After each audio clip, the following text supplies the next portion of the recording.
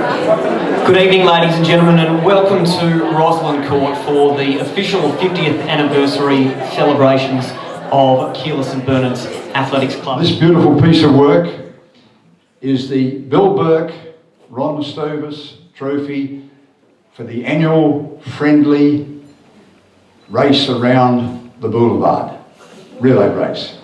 And I'd just like to mention that currently we, Keilor St Bernard's, are the holders of this trophy.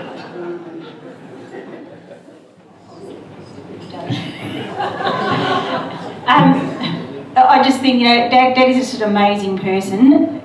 He actually, I did say to him earlier today, look, I think you might actually have to speak about the Australian representatives. I'll just have to check, and I forgot to get back to him. And so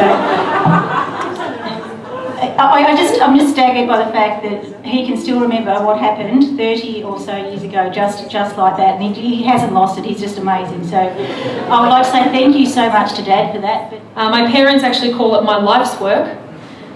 They said that if I may have finished my PhD earlier if I had spent as much time studying as I did doing my KSB duties. But 6 years later, I've now graduated, so more KSB stuff to be had.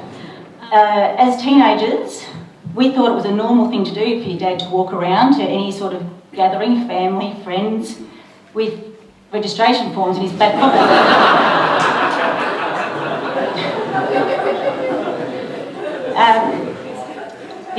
Dad was always there to sign up an unsuspecting relative, friend, or even some random stranger that he had just started a conversation with. In the 80s, I distinctly remember watching this orange combi coming down the hill. And this was the introduction of a new group of people to the club. The orange combi came down and parked, and then there's this truckload of kids got out. So the Uptons had arrived. Yeah, Dad saw some great qualities in Ian, above and beyond his running capabilities, and it wasn't long before Ron had bailed Ian up for one of his chats. The type where somehow you end up saying yes to something you didn't even know that you were going to do. It may have gone something like this. Oh, Ian, our AGM's coming up soon. We're just wondering if there's anyone around to volunteer as president. Just wondering if you'd be interested. Well, 29 years later, to Ian's credit, he's still at the helm of the club. Oh, I'll say 2011. I shouldn't have said that, I'm not sure. Not only did we win we didn't win then. We had 9 teams in the State Shield final, but Ron had achieved the ultimate. He had 10 members of his family signed up with the athletic club. One thing she didn't mention was that of a Saturday afternoon, Anne used to give me the kids,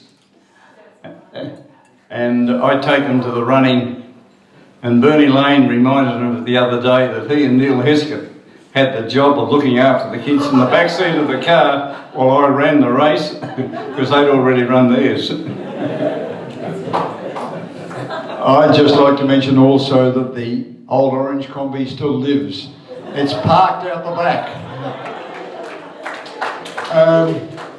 Robin Brand reminded me once that somewhere down in Torquay we had 22 people in that combi going down to the beach. You couldn't do that these days, but a combi did it. I'm not sure about the brakes, but it did. Yeah, life's been interesting.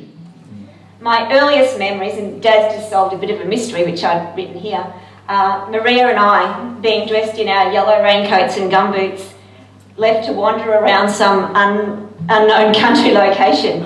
And I believe that there was some adult supervision. At the time, we weren't aware.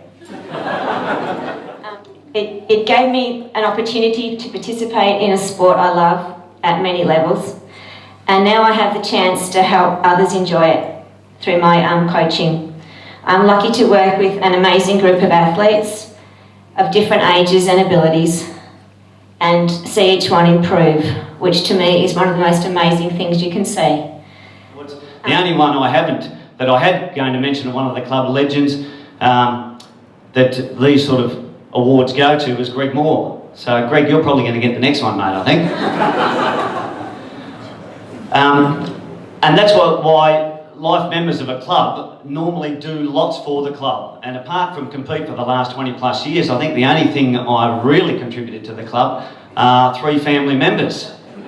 So it used to be 4, but like that famous Faulty Towers episode where the Germans arrive and it's don't mention the war, we don't mention Mitchell Brown's defection to Essendon around the Rouse household.